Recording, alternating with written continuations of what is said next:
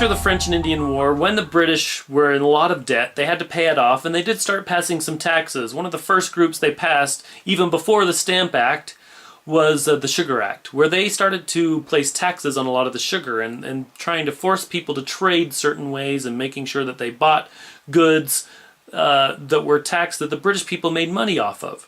So that was one of the first things that they did. Now this made things more expensive because they had to pay taxes, made all the sugar things, you know, molasses, etc. It made that a lot more expensive. The American people didn't really like this. It kind of got on their nerves a little bit. The American people didn't do anything about it at this point, but it was the first time that they started to get taxed from the British. And so this kind of, you know, got them on edge and said, well, wait a second, we want to be really careful that the Brits don't go too far in taxing us and taking all of our money. So the first thing they did was the Sugar Act.